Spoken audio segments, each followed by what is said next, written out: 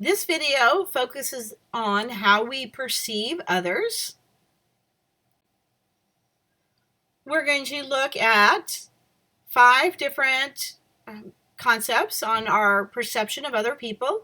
This would be a preview slide where I introduce you to the concepts, and then I always have details on subsequent slides. So let's check out some of the concepts that affect how we perceive other people. First of all, we tend to cling to first impressions. When is it that we pay attention to making a good impression?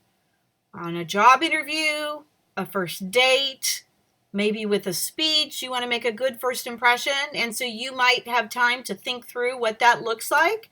In other situations, you may not realize you're making a first impression. Making a first impression in an online class. What about in social media?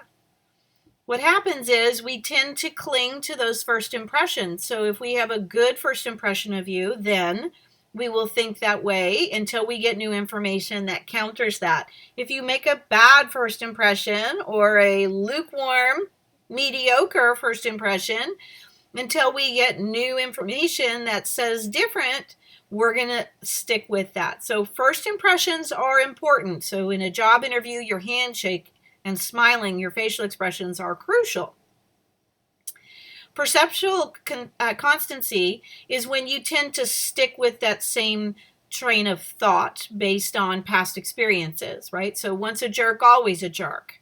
Well, that's over generalizing a bit. It's an assumption that it will always be that way, but we tend to cling to that type of thinking, right? And so that is an issue that sometimes we have to overcome. Another thing that interferes with, I would say, accurate perception of other people sometimes is projection. And that's where we attribute some of the traits that we have, personality traits, skills, etc., and we attribute that to others, or we assume that the others have those same traits. And that may be the case, it may not be the case. So that would be a function of projection. Of course, you already know a little bit about stereotyping. This is all about that second step in the perception process where you are organizing. This is more of a conscious way of grouping people or classifying people in a stereotype. They are based on assumptions, and sometimes we overgeneralize with the stereotype is really what it is. And so we do want to be cautious of that. Stereotypes tend to be negative. Sometimes they're funny, or we make fun of people in a stereotypical way, which is not, making fun of people is not kind. But there sometimes are true. There is going to be truth to some things, right? There are a lot of tall people who play basketball, but not all tall people are basketball players. So assuming that somebody is tall, that they play basketball, that's stereotyping them. And that could be a compliment for somebody, possibly, but we just want to be cautious of it. We have lots of stereotyping in our country right now, and they're overgeneralizations, and we want to be careful of that. When we're classifying groups of people, all blacks, all whites, all police officers, all is not accurate, and we're stereotyping then people in a negative way, and it's not accurate. So we do want to be cautious of our stereotypes. And then fundamental attribution error. Anytime you have somebody's behavior, we tend to give reason for it. And that is basically attribution. But what happens is we don't do it in a fair way. For example, when something goes wrong for us, we tend to blame it on external factors.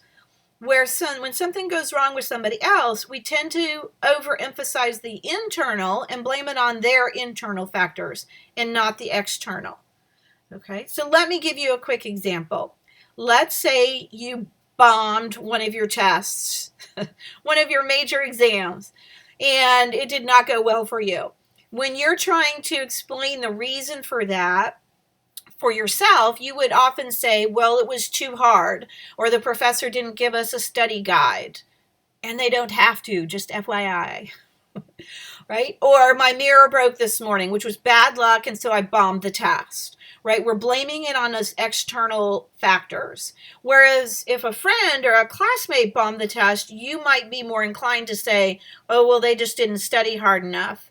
They procrastinated. They didn't, they waited too long. They're not smart enough. Those types of things. You're blaming it on the internal as opposed to the external.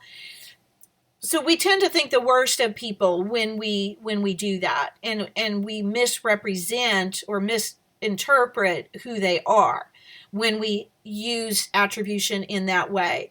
I have a few images here on the next couple of slides that I think are helpful as far as explaining sort of those internal and external ideas.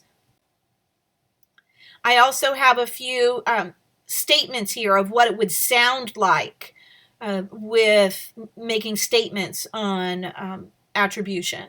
So you can check out those if you'd like. But basically what's happening with attribution theory is you perceive an action, a behavior, or a comment. Then you make a judgment about the intent of that action, behavior, or a comment.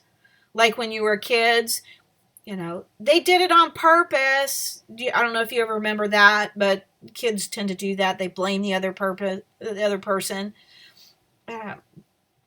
And then you attribute a reason or motivation for that behavior or comment or action. And so that's basically attribution theory, and the error is how we treat it for ourselves versus other people. These concepts here, perceiving actions and that sort of thing, we're going to dive into that more specifically. We're going to look at how to be better at perception and perceiving in our next video. And we're going to look at some specific skills that we can use and start working on to improve our perception.